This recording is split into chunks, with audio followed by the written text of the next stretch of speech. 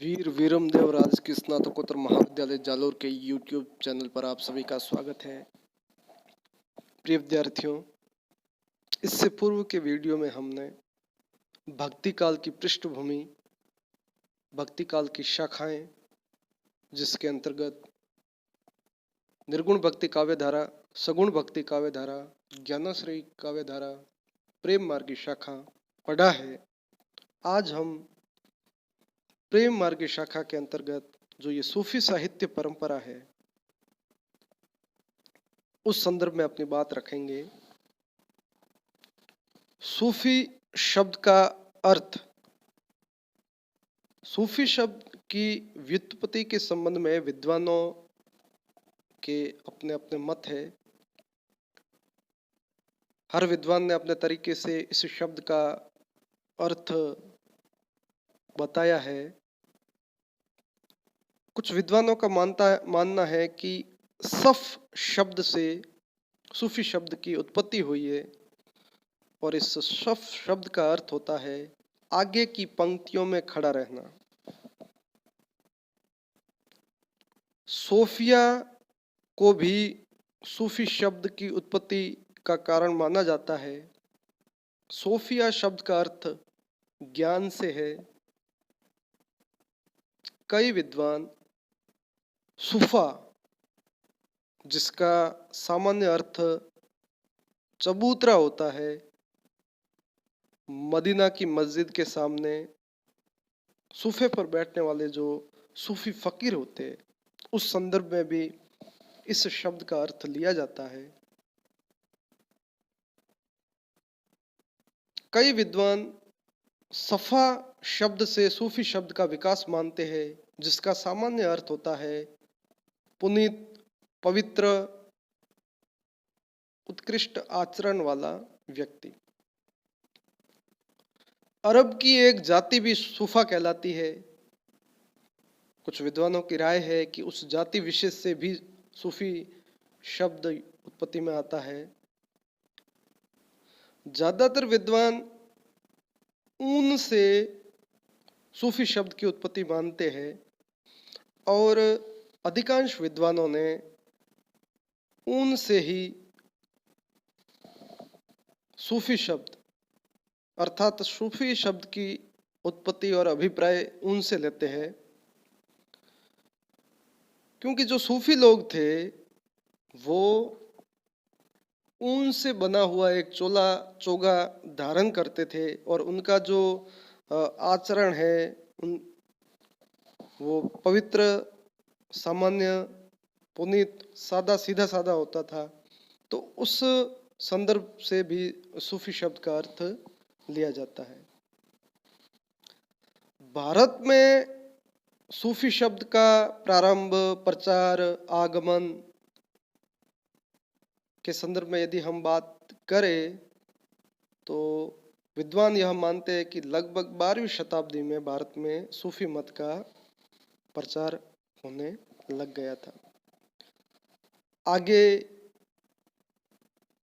इसके अंतर्गत शरा, बेशरा ये संप्रदाय है और भारत में सूफियों के कुल 14 संप्रदायों का उल्लेख मिलता है और इनमें भी जो 4 संप्रदाय है वो प्रमुख रूप से माने जाते हैं।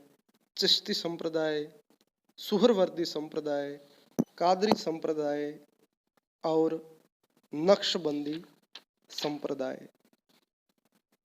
विद्यार्थियों, जैसा कि आप स्क्रीन पर देख रहे हैं, हिंदी सूफी साहित्य का प्रारंभ और विस्तार 14वीं शताब्दी से हिंदी सूफी साहित्य का प्रारंभ माना जाता है और आगे चलकर इसका जो विस्तार है वो क्रमशः 20वीं शताब्दी तक देखने को मिलता है।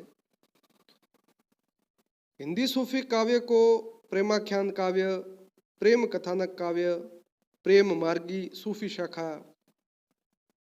सूफी काव्य इत्यादि नामों से पुकारा गया है।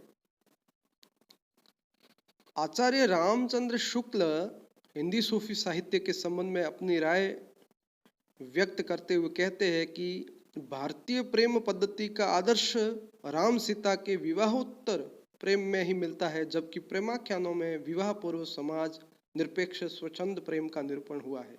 अतः इसे भारतीय प्रेम पद्धति के अनुकूल नहीं स्वीकार किया जा सकता।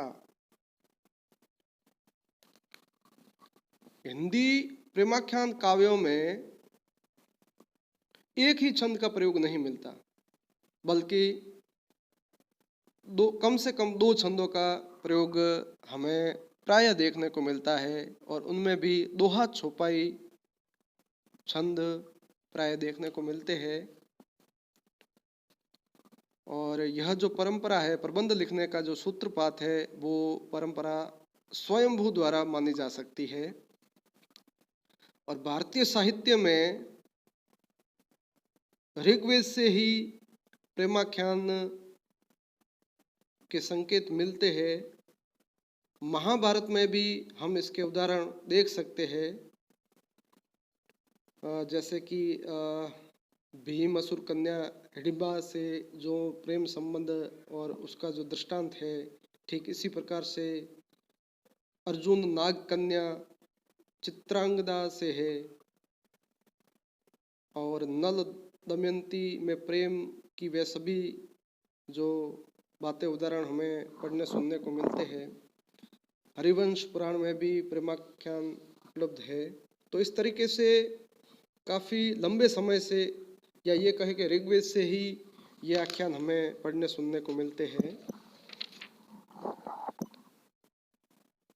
इस परंपरा में काव्य की जो शैली है वो प्रबंध शैली के रूप में हमें ये पढ़ने सुनने को मिलते हैं। और इनकी इस हिंदी प्रेमाख्यान काव्य की विशेषताओं की यदि हम बात करें तो प्रबंध शैली में इसकी जो मुख्य विषय वस्तु है वो है प्रेम। और प्रेम में भी प्रेम के वियोग पक्ष पर ज़्यादा बल दिया गया है। और हिंदू धर्म में हिंदू लोक जीवन का जो सामान्य चित्रण है, जो रीति रिवाज है, ये जादू टोने की चीज़ें हैं, लोक व्यवहार में जितने भी तीर्थ व्रत है, उत्सव है और तीज त्योहार है, इन तमाम बातों का इन आख्यानों में हमें चित्रण मिलता है। और इस प्रेमाख्यान काव्यों की जो मूल कथा है, उस मूल कथा के साथ जादू टोने की बातें हैं। प्रत्येक घटना को सजीव रूप से चित्रित किया गया है। आप देखेंगे कि प्रकृति के अंगों का भी इसमें वर्णन मिलता है, और रसों का, छंद का सरस तरीके से चित्रण हमें पढ़ने सुनने को मिलता है। और इसकी जो विषय वस्तु है, विषय वस्तु प्रेम है। और कभी कभार यह भी देखने को मिलता है कि जो मूल विषय वस्तु है उसको छोड़ करके आसपास की जो घटनाएं हैं उसका भी है जो अतिशयोक्ति शैली में वर्णन हमें पढ़ने को मिलता है। बारहमासा का वर्णन है, वाटिका, सरोवर, प्रकृति के जितने भी अंग उपांग है। तो इन तमाम बातों का जो प्रदर्शन है वो इन हिंदी प्रेमाख्यान काव्यों में हमें पढ़ने सुनने को मिलता है।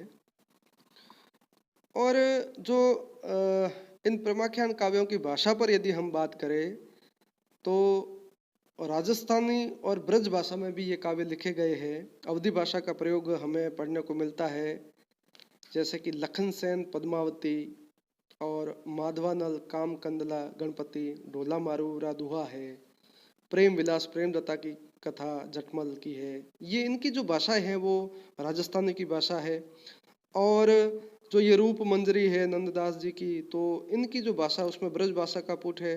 कुल मिलाकर के ब्रज, अवधी, राजस्थानी और राजस्थान के साथ जो संस्कृत के तत्सम शब्द है उनका भी प्रयोग हमें पढ़ने सुनने को मिलता है। सूफी साहित्य परंपरा को जब हम पढ़ते हैं तो एक बात अपने आप ही है जो सामने आ जाती है कि निर्गुण काव्य धारा के अंतर्गत संत काव्य और सूफी काव्य में समानताएं क्या है और असमानताएं क्या है। तो ब्रह्म, प्रेम, योग, दर्शन और गुरु, इनको लेकर के जो सूफी साहित्य परंपरा में संत और सूफियों में समानताएं है उस संदर्भ में हम बात करेंगे। ब्रह्म के संदर्भ में यदि बात करें तो संत काव्य परंपरा और सूफी काव्य परंपरा दोनों के लिए, दोनों का मानना है कि ब्रह्म निराकार है, ब्रह्म का कोई आकार नहीं है। और प्रेम के संदर्भ में यदि बात की जाए तो चूंकि इसकी जो विषय वस्तु ही प्रेम है, तो दोनों काव्य धाराओं में प्रेम को महत्व दिया गया है। और संत काव्य धारा में भी और सूफी काव्य धारा में भी, सूफी साहित्य परंपरा में भी अद्वैतवाद, अहिंसा और योग, उसमें भी जो हठ योग है उसको महत्व दिया गया है। ये समानता की बातें हैं दोनों ही परंपराओं में। दर्शन की बात करें तो अद्वैतवाद को दोनों ने महत्व दिया है और गुरु की महत्ता पर संतों ने भी अपनी बात रखी है, सूफियों ने भी स्वीकृति प्रदान की है। सूफियों का और संतों का, दोनों ही साहित्य परंपरा का यह मानना है कि ईश्वर की प्राप्ति में गुरु सहायक है, गुरु माध्यम है।